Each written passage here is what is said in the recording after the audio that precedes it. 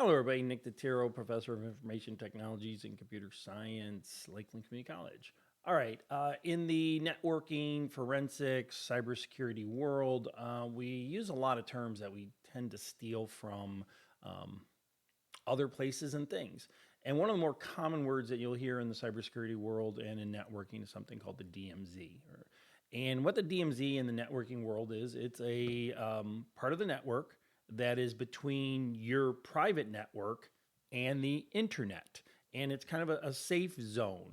We don't want to take your private network and the internet and put them right up against each other. So we put what they call a DMZ, a network between the two different networks. And then we can put inside that DMZ, we can put devices or servers that are meant for the internet and are meant for your private network. So you will often see things like in there, like a DNS server, domain name service server. You may see an email server, and you'll see things like that. So it protects incursions coming from the internet. Now that is different than firewalls. That's a different video for a different time. Now I was very fortunate over the summer to visit South Korea. My wife, my son, and I, we went to Korea. Beautiful country, Seoul, absolutely incredible city, huge, it's beautiful, huge city, and we took a tour of the real DMZ. Now, the real DMZ is it's a demilitarization zone. It is the buffer between South Korea and North Korea. After the Korean War, 1953. There's no peace treaty between the two Koreas. There's an armistice or a ceasefire. So the armistice agreed upon a strip of land that is 2 meters going north and 2 kilometers going north and 2 kilometers going south. So it's about 4 kilometers, so a little over 2.4 miles or 2.5 miles. And it crosses the entire Korean peninsula. The video I'm going to show you is kind of a travel film of my wife, my son, and I, and looking over into North Korea. It's very somber. Korea is an absolutely incredible country to visit, but once you get up to the DMZ, it is a very somber situation. There's military, the actual DMZ, different video about what's going on in there. That's kind of cool, but there's places in the world that need to be guarded with people with guns. Hope you enjoy the video. Now, if you've done any work with cybersecurity or networking, you often hear the phrase DMZ.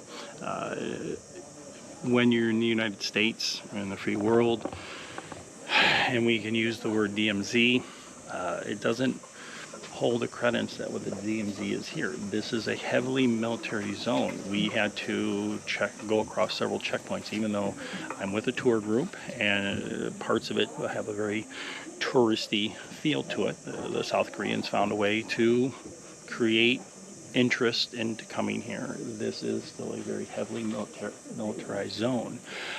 We are forbidden to take pictures of any military structure, any military individuals. So we can be fined heavily, even theoretically put into jail. So what you're looking at is the DMZ. We probably all heard, if you took any history classes, one side on the Korean side, on the South Korean side, there's a couple million landmines. On the North Korean side, a couple million landmines. And there are people with guns protecting their freedom, and in some degrees protecting our freedom. So again, keeping this very somber. It is a very stark place. I wish it was a little bit hazy, but you know what? It's just how the weather is. So I'll do a little panoramic of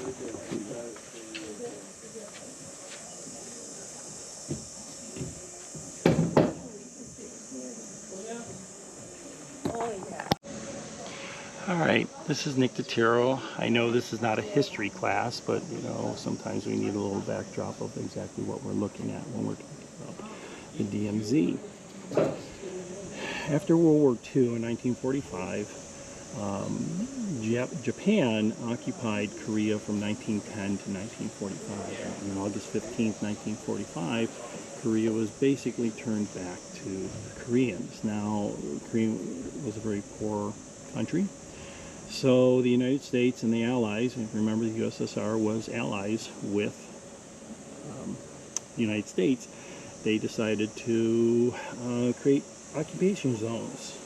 And if you're familiar with Western history, you know, we had the East Germany and West Germany and East Berlin, but we had North and South Korea. So they made an arbitrary decision at the 38th parallel, and that's basically where we're at right now, even though this is DMZ, in 1945, that the Americans would administer the southern part of Korea, below the 38th parallel, and the USSR would administrate the northern part of Korea. Sadly, by 1948, the two Koreas were truly separate countries. In 1948, with the understanding that both Koreas still wanted a unification, there were families split up, and they wanted unification. And at the time, North Korea, who was heavily influenced by communism, they were a communist country, wanted unification. It took them 2 years to finally get the blessing of the Soviet Union and China. And in June 1950, North Korea invaded, crossed the 38th parallel, crossed that border. Again, there was no DMZ there, it was a border. They crossed that border and invaded South Korea.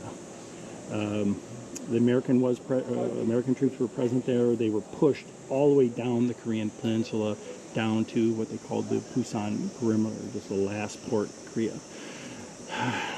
That took less than 3 months, and then the Americans did a amphibious landing in Incheon, and right now Incheon is one of the big major airports, but Incheon, they did a major landing, and we were able to push the North Koreans back above the 38th parallel. Now, I'm not going to talk politics, but one of the issues was they told the commanding general, Douglas MacArthur, do not cross the 38th parallel. You know, we pushed them back, and MacArthur decided to cross the 38th parallel.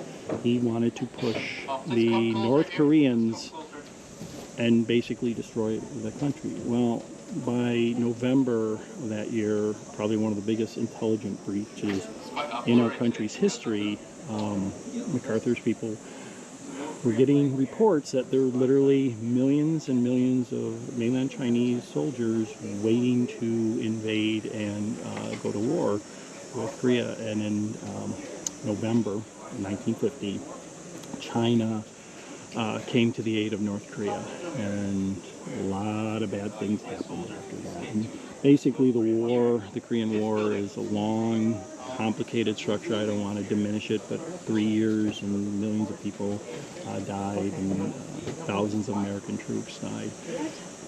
They came up with this. They came up with the DMZ, and they never signed an official peace treaty. They signed an armistice that ended the war in July of 1953, but I'm sorry, they ended the fighting in 1953, but technically speaking, North and South Korea are still at war. It's probably one of the most heavily fortified borders in the world.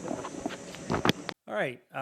Like I said, a little bit of a touristy video. I hope you enjoyed it. But I just wanted to I've used the term DMZ 30, 40 years working in the networking and cybersecurity world. I never took into consider what the DMZ really means in the other world, in the real world of North and South Korea. So this is Nick Titero. Let's go out and learn something.